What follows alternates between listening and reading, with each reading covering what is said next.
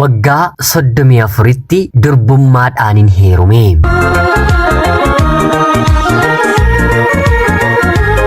Yeroodhaaf maqaa kiyya himachuun barbaadu kanan dhaladheetti guddadhee Jiituu Magariituu Oromiyaa keessatti.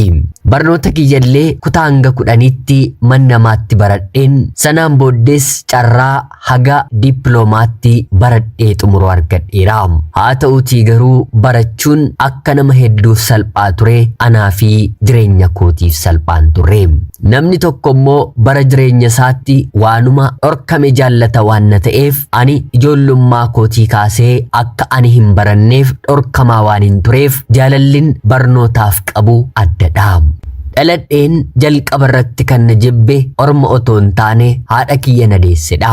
Akka carraa ta'ee kan ani dhaladhe haati kiyya anaan durba godhachuuf otoo hin taane obboloota kiyya warra kaaniitiif ilma dhiiraa dahuuf jetteeti anaan deesse. Abbaan kiyyallee eenyu akka ta'e hangan guddadhutti namni anatti himeeru hin turre. Haadha kiyya dabalatee jechuudha. Haati kiyya heerumtee ijoollee dubartootaa 5 walitti aansuun kan deesse yeroo ta'u shanaffaa booddee garuu abbaan manaansee dirree waraanaa deemee achumatti lubbuunsaa darbaa. Abbaan manaansee boqotee waggaa 4 booddeedha. Namni kun dhiira dhalchuu danda'a jetteeti anaan yeroo deessu. Haa ta'uutii garuu hojii uumaa keessa seenuun wanta hin danda'amneef anis dubartii ta'een haadha koorraatii dhaladhe. Ani dhaladheen torbee booddee immoo quxisuun ani irratti dhaladhu jechuun haadha koodhaaf abbaa manaasheetiif mucaadhumaa kan taate mucaan waggaa 7 laga buutee bishaan lolaan lagatoo waraabaa jirtu ishee fi ijoollee 3 al takkaatti fudhatee darbuun lubbuun isaanii erga bahee booda namni dhaqqabaafi. Kanaan haati koo nan jaallattu. Manuma haadha koo keessattin akkuman uumamettin ija jibbaan na ilaaluu jalqabde. Anaan deessee torbanitti gaddateessee yeroo sanarraa kaasee anaan kan na guddise obbolaa kiyyadha malee haati koo harmallee akka anaan hin hoosifne natti haasa'ama. Dhiibamuu yookiin immoo gatamuu inni jedhu tarii anaaf jecha qananii ta'uu ni danda'a. Obbolaan koos haati kiyyas gonkumaa anaaf gaariin turre. Yeroo sanarraatii kaasee nyaataan illee na adabuu barbaadu. Kanaaf qaamni kiyya hanga jalqaba waggaa 12tti baay'ee qal'oo nama midhaan nyaatee beeku kan hin fakkaanne afaan Amaariffaan qacaacaa gabaabduu fi qal'oo darbee immoo gurraattiin ture. Kunis maqaa ittiin gadi na qaban gara biraa keessaa isa tokkodha. Gurree, shaanqillee, bineentii, dukkanee, eelee fi kanneen kana fakkaatani jechuun obboloonni kiyya haati koos gadi na qabu. Haati koo ijoollee ishee keessaa tokkoyyuu mana ishee keessaa otoo hin baasiin anaan wanta hin feeneef umriin koo waggaa 5 akkuma guutuuf namaaf na kennite. Mana namaa seeneen humna hin qabdu hojjechuu hin dandeessu umrii waggaa 5tti naan jedhanii amma immoo mana adaadaa kootti mucaa eegdi naan jedhanii na fidanii. Mana adaadaa koo waggaa 2 akkuman jiraadheen nyaata hattee naaf gamsiiste jechuun gara mana haadha kootti na deebisanii. Mana keenyatti obboloonni koo hundi isaanii umrii waggaa 7tti gara mana barumsaatti ergamanii. Anis haadha kiyyaan kanaan booddee mana namaatti nan ergiin barachuun barbaada yeroon jedhuuni siif kan ittiin dabtara kobbeen bitu hin qabu. Obboloota kee firoota abbaa isaaniitu gargaara. Ati garuu gargaarsa hin qabdu.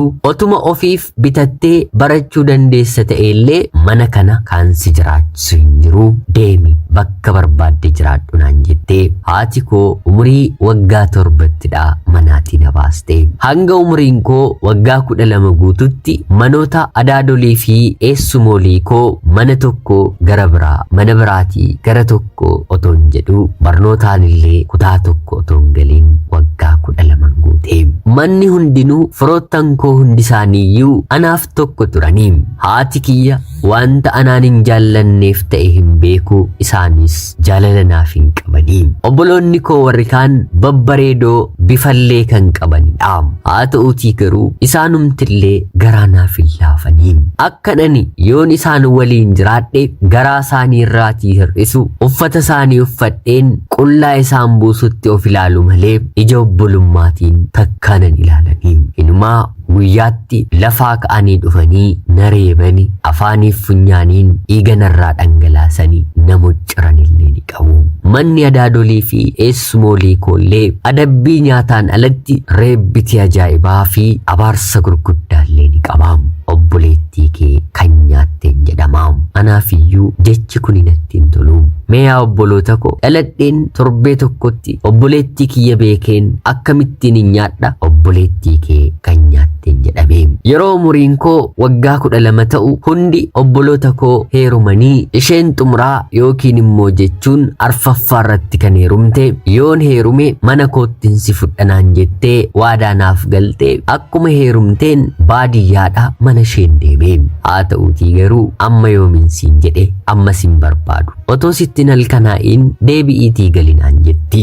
Anis har'a buleen ganaman deebi'a malee amma halkanaa'eeraa bineensiyyuu yoon argate hinna nyaataa yeroon jedhuni dhimma keetii mana kanan bultu naan jette. Heerumtee reefuu baatii tokko wayii fixxee bifa deemanii abbaa manaatti galuudhaan jechuudha.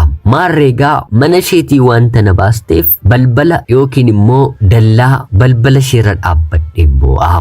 Yeroo kanatti haati manaaf abbaa manaa mucaa tokko of harkatti baatanii gara kiyyatti goranii yaa mucaa maal taateeti boossaa jechuun na gaafatu.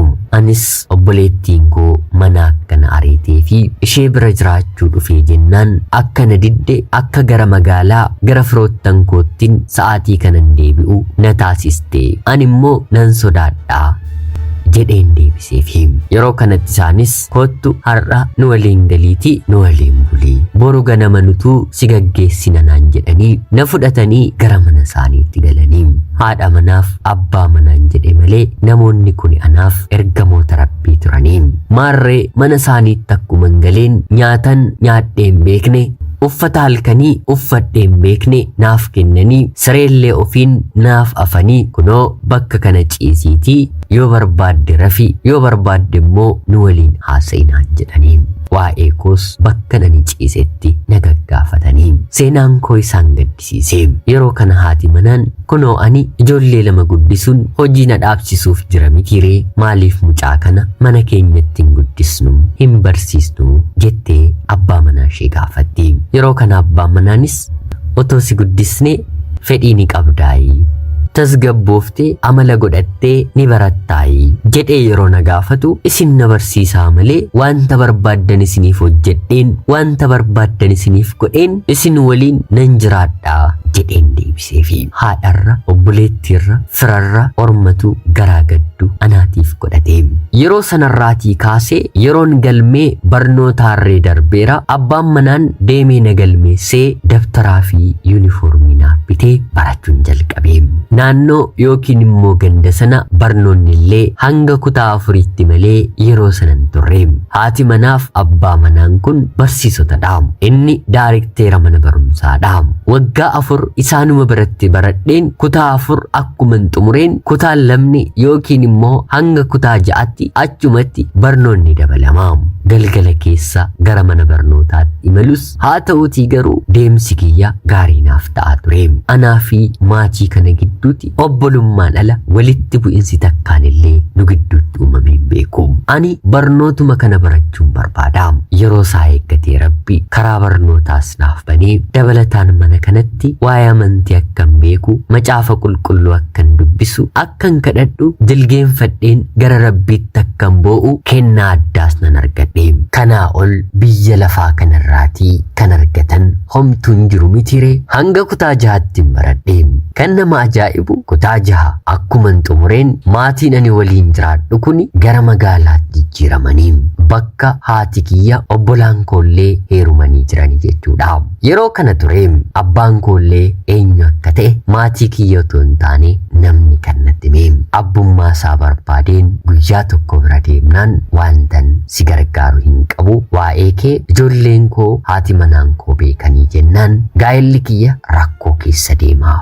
Maqaa kiyyaanillee akka ati hin waamamne kan hin barbaade kanaafidha jedhee naa deebise. Baruu kootti natti tolee barnoota koo ittiin fufee ijoollee isaanii guddisaa mana keessa ajajamaa aangoo ilmummaa mana isaanii keessatti argadheen wantan barbaade nyaadheen wantan barbaade dhugeen kutaa 10 xumuree barnoota koo hanga kutaa 10tti jechuudha. Yeroo kutaa 10 booddee garuu maatii kana bira waggaa 10 jiraadheen abbaan manaan jijjiirraa hojii gara godinaatti argatee biiroo barnootaa keessa jechuudha. Haadha manaafis gara isaatti jijjiiranii mana isaaniitii bahanii mana kireeffatanii jiraachuu, ijoollee isaanii immoo mana barumsaa dhuunfaallee waan galchaniif jireenyi waan itti ulfaateef ifaaf ifatti nattaasa'anii kanaan booddee si barsiisuu hin dandeenyu, dhala keenyaatiin ol garuu si jaallannaa naan jedhanii. Kan naafte kutaa 10ffaaf baatii muraasa ture isaanuma bira taa'een xumureen ergan xumuradhee booda kutaa 11f 12 akka na barsiisaniif obbolaa koo biran dhufe. Haadha koo biras nan deeme. Haa ta'uutii garuu bara dhufu si galmeessina, bara dhufu barnoota eegaltanaan jechuun obbolaan koof adaadoliin koo waggaa 3 barnoota malee na hojjechiisanii. Sana qofaa miti heerumuullee akka ajaa'ibaatti nan barbaadan ture. Haa ta'uutii garuu gurraatii wantan ta'eef maatii koo keessaa fokkisuudhaan sadarkaa tokkoffaarra waan hin jiruuf gaa'ilaafillee dhiirri na dhiyaatu ni dhibe. Kan na salphisuuf kabaja koo narraa fudhachuuf na goyyomsuuf dhufu garuu lakkoofsa hin qabu. Kun immoo fuuldura Waaqayyoo dhaabbadheen akka nan hin kadhanne yookiin immoo hin jilgeenfanne wanta na godhuuf kabaja kiyya gaa'ilaan alatti kenneen fuuldura Waaqayyoo dhaabbachuu qaana'urra kabaja koo qabadheen gaa'ila waggaa 100 dhabeen Waaqa biratti kabajamuu ulfeeffamu naaf wayya jedheen filadheera. Qabxii kutaa 11ffaa na barsiisuu ta'uu hin qabu. Yuunifoormiif daftara bitee nama na barsiisu wantan dhabeef waggaa 3 ergan taa'ee booda beeksisni poolisii yeroo ba'u dorgomeen sana keessa seeneen gara leenjiin deeme. Erga leenji'ee xumuree boodas jalqaba gaheen hojii naaf kenname masaraa mootummaa Itoophiyaa jechuun bara sana kan ture muummicha ministeeraa Mallas Zeenaawii masaraa keessa jiraatu naannoo sanatti akka waardiyaa akka poolisii ta'een hojjechuu jalqabe. Kanan leenji'e leenjii poolisii federaalaa ture. Kanaan booddee yeroodhaa gara yerootti wanta nu bittiinsaniif dhumarratti magaalaa Finfinnee keessatti poolisii ta'een akkan hojjedhu ajajni natti kennamee hojjechuun jalqabe. Hojii kanaanis naannoo waggaa 1 baatii muraasaa ergan tajaajilee booda maaliif barnootuma tokkoon illee dippiloomaan baradhu jedheen otuun poolisii hojjedhu mindaa kiyya xiqqoorraa kanfaleen barnoota dippiloomaa kiyya waggaa 3 baradheen qabxii bareedaa 3.7 eebbifamee. Maal godhaa kolleejjii dhuunfaa ta'e mitiire otoo kolleejjii mootummaa ta'es jaalalan barnoota irraatiin qabuun kanaa ol malee kanaa gadi hin hojjedhu ture.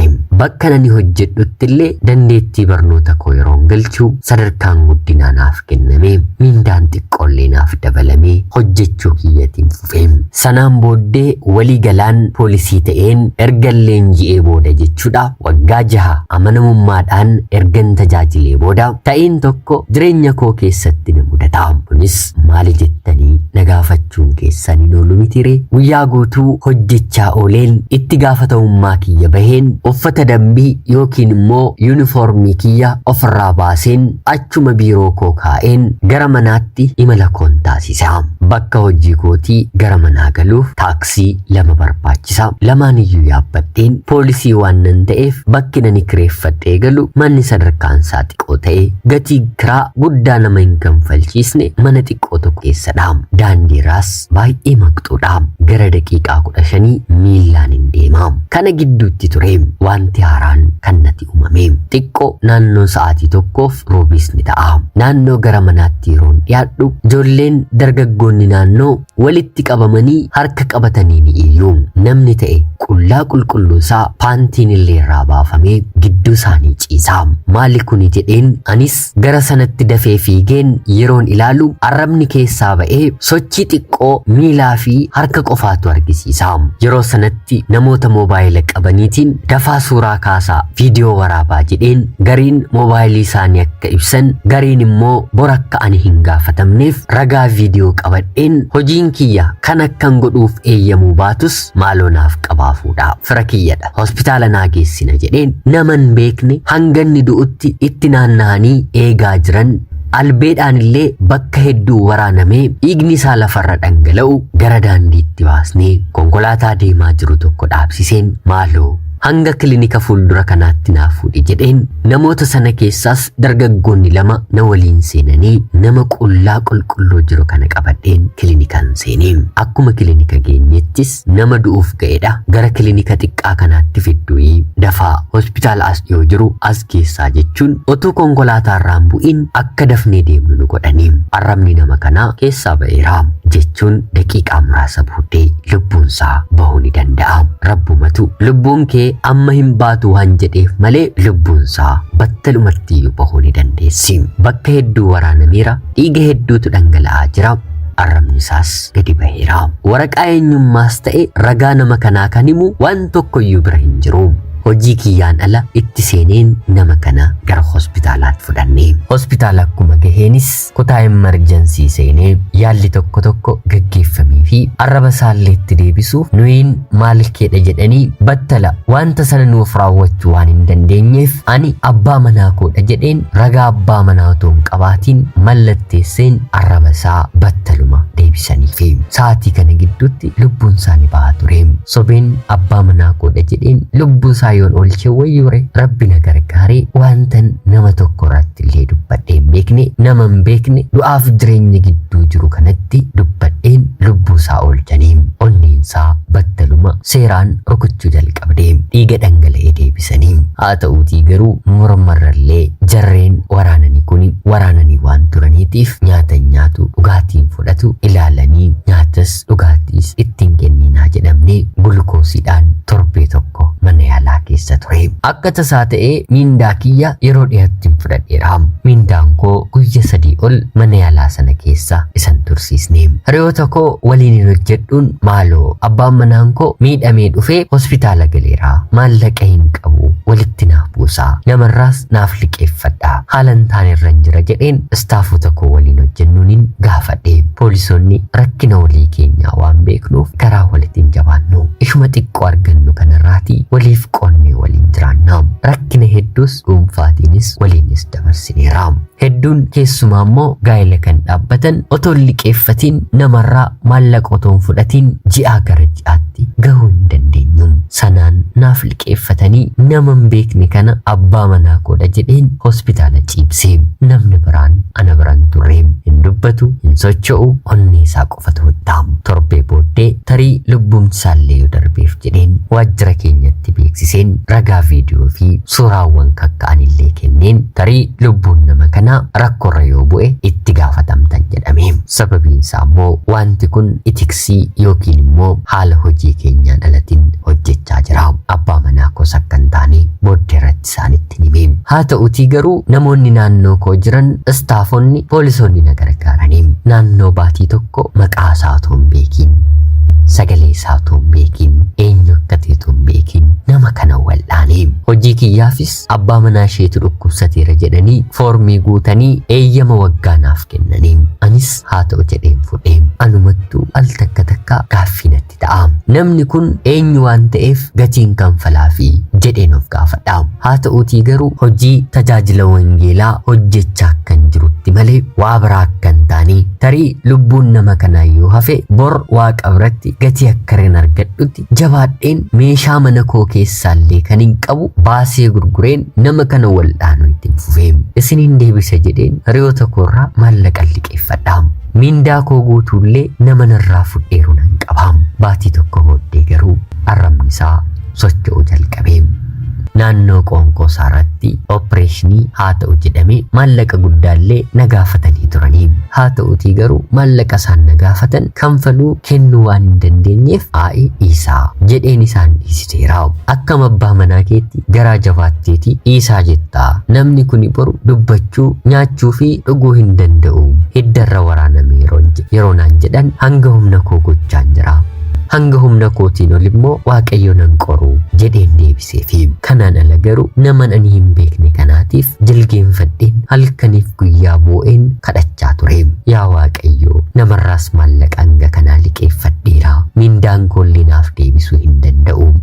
Ani hospitaala kana keessaa baheen maaltu na eeggata? Tarii immoo inni fayyuu didee hojii kiyyaan laallee ari'ameen asuma isa waliin hin taa'aa laata jedheen isaafillee akka inni fayyisuuf jabeesseen halkaniif guyyaa kadhadhaa. Rabbis kadhannaa kiyya dhagahuuf gurra isaanirraa hin qabne.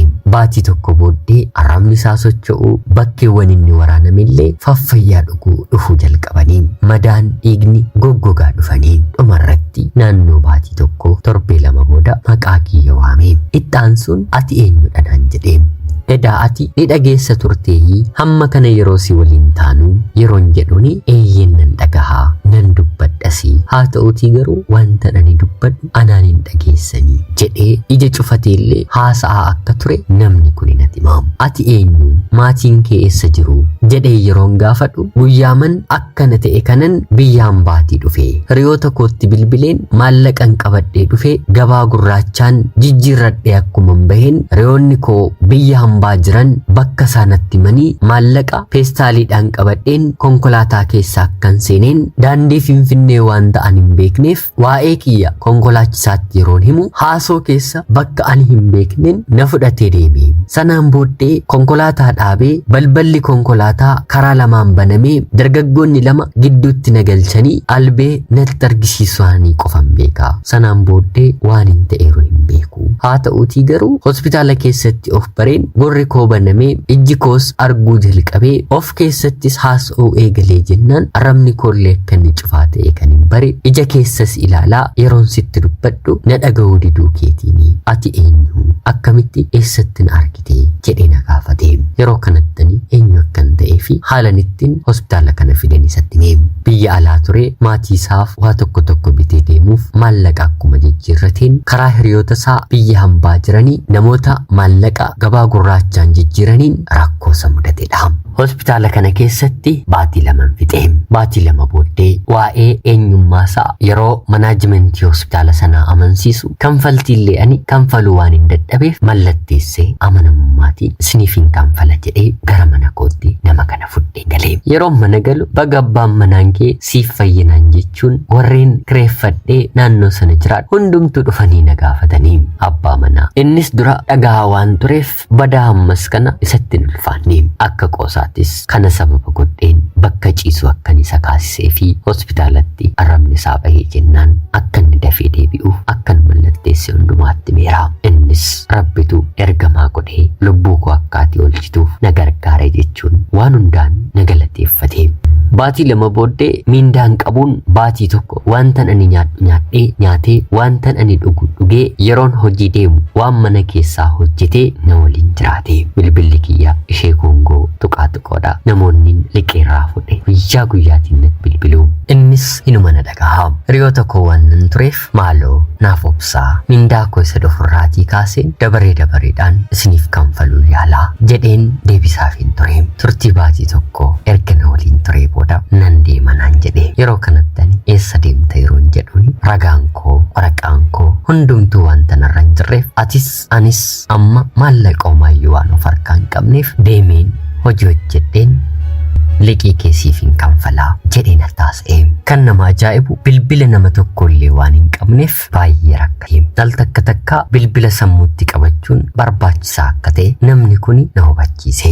Qarshii 5,000 barbaadeen liqeeffadheefiin akka har'aan ture paaspoortii isaa deemee fudhatee viizaa isaas rukuchiifatee yeroo gara biyyaa dhufu guyyaan deebi'insisaa irra darbus haa ta'uutii garuu maallaqa isaa deeffachuu waan danda'uuf maallaqa isaa sana fudhatee kan hanqattu maallaqa xiqqoo ture ammas liqinaaf barbaadinaan jedhee maallaqa sanatti dabalatee gara biyya isaatti deebi'ee malee sanaan booddee baatii lamaaf bilbilaan qofa erga inni deemee wal argaa ture. Baatii lama booddee deebi'ee dhufee idaan qabu kanan liqeeffadhe hundumaa dachaa godhee hundumaaf deebisee mana kiraallee kanfalee hin beekun ture. Warreen mana kiraa na jiraachisanii turan atuu abbaan manaan kee akkana ta'e gargaarsa barbaadanaan jechuun baatii 3 guutuu ana hin kanfalchisne. Yeroo dandeesse humna godhatte ni kanfaltaa yoo kanfaluu baattes homaa rakkoon qabu anaan jedhanii turanii. Inni garuu ofii kanfalee sanaan booddee harka koo qabatee gara bulchiinsa magaalaa na geessuun walii galtee haadha manaaf